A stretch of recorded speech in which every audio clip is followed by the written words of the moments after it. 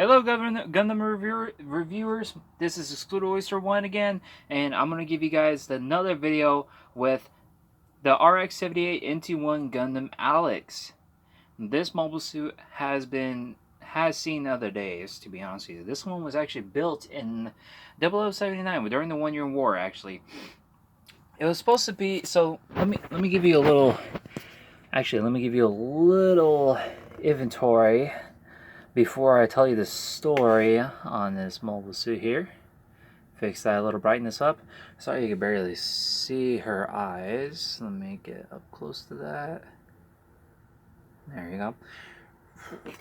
So, in this box, obviously you get the body armor on the Alex Gundam right here, which is actually really well good. I was expecting something complex. Oh yeah. I know I mentioned in the past for the videos that I am going to be painting them for like certain like the engines, but it turns out when I bought some paint over at Walmart, like the cheap art stuff, I thought those paint would actually work, but as a dingus like me sometimes, that I did not expect for it to not work and not stay. Don't worry, I cleaned it up on my other model. I will show you guys that one in a bit. But I'll have to try to save up on getting model paintings. So that's what I've been told from what I've been needing. But anywho, this model is awesome. I know there has been other people that didn't like the Tristan mobile suit from the mobile suit Gundam. I think it was Twilight. I think, yeah. Maybe Twilight, but I do love this mobile suit and the other mobile suit.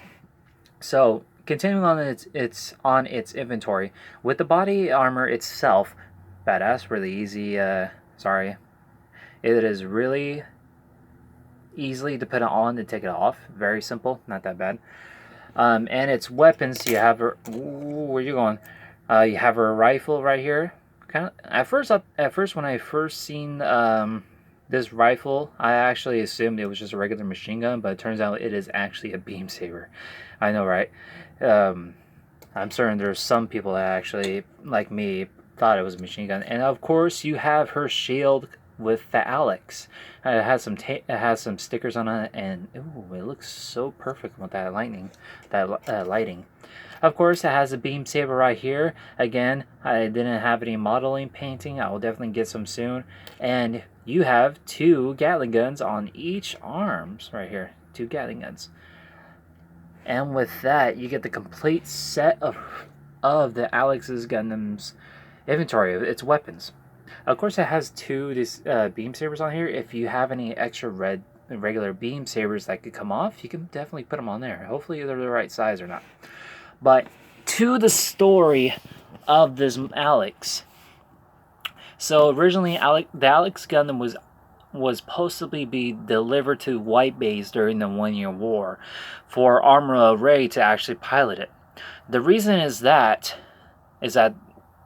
Alex has a special 360 camera cockpit for pilots can be able to see behind them clearly without being hit or relying on the monitoring screens or any of the sensors tell you dee dee dee, they like, hey, you got someone behind you. But the maneuverability on this mobile suit was superior to the first Gundam Mark 1. For some reason, it was not been able to be delivered to the White Base. Originally, Amuro was supposed to pilot the Alex Gundam later on during the last battle of Abaoku or Jabro. No, not Jabro. Somewhere in Abaoku or somewhere Solomon. And the controls inside the Alex is really sensitive and a lot more faster than normal pilots. Like I said, normally this mobile suit, it is built for Amuro. It is not built for a normal pilot unless they've been training. Sorry, my finger's in the way. Unless they've been training constantly every day or month or year to be able to get used to the sensitivity of this mobile suit. If this model, if this machine was actually been delivered to White Base and Amuro piloting this Gundam, while Sayla piloted the first Gundam unit, Amuro would have been dominating on Char with the Zeong. Sorry, I have a little dry mouth. And during the War in the Pocket in the show, I forgot the pilot's name. My apology, guys. I do need to get that Blu-ray DVD for that War in the Pocket show. But this, I can't say. Actually, yeah, I can say this. This particular Gundam model, it is the first Gundam being taken out by a grunt, which is a Zaku. A little updated Zaku during the 0080. It's sad to realize that this mobile suit has been taken out by a grunt, which is so much highly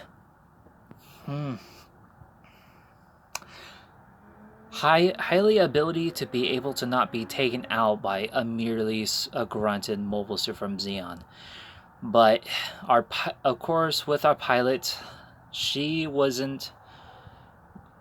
At first, she thought she can take out the Zaku, the last standing Zaku, during the 0080, which she has which she was able to. But during that last confrontation between the Zaku, with the last Cyclops team member, I'm sorry, guys. I've been stuttering all the time. With Barney, the last survivor of the Cyclops team, was able to take out the Gundam. I don't know why, but he was able to. But with the pilot's lack of ability to maneuver the Alex Gundam, it was not able to be mass produced or being repaired or be rebuilt after the confrontation of the conflict between those two pilots. So the only thing that was damaged was the right arm where the left arm of the Gatling gun was hiding in. The head was taken out, and of course the engine was smashed, caved in. And after that, you'd be surprised. Oh, actually, one more damage. Barney's Heat Hawk actually hit the Alex like right here, which scathed the inside of the cockpit. Now with that, after that conflict between those two pilots, the Alex will never been able to fight again. I'm certain it has been mentioned that it needs to be rebuilt, but most likely the Federation has discontinued on rebuilding the Alex for the failure of a pilot who she was not, close to a new type. But if Amuro or the pilot was more better than the current state they were at during the time, this model would have been deadly force out against the Zeon remnants. It would have been a very deadly mobile suit. But as of right now, the Alex is still famous for how the way this mobile suit is. The body armor, the story, the advanced technology on the Alex, it's still there. Even though it at least fought 2 battles, but it still went out as a badass. And I hate to admit this too. I hated to miss that this Gundam lost from a grunt. I hate that idea, but it is what it is. And I hope you guys would forgive me for the stutterness in the earlier video. In this video, I'm sorry again. If you guys like this video, give it a thumbs up. I will put down in the description. I also got this from GundamPlanet.com. And also, if you guys want to learn during the history, I will put Gundam Fandom down there in the description. Hopefully that website hasn't been changed. And if you guys want to follow my channel, please subscribe and then give it a thumbs up. And if you want to click that notification bell to full. If not, for partially, you can do partially. And I'll see you guys on the next review. Bye-bye.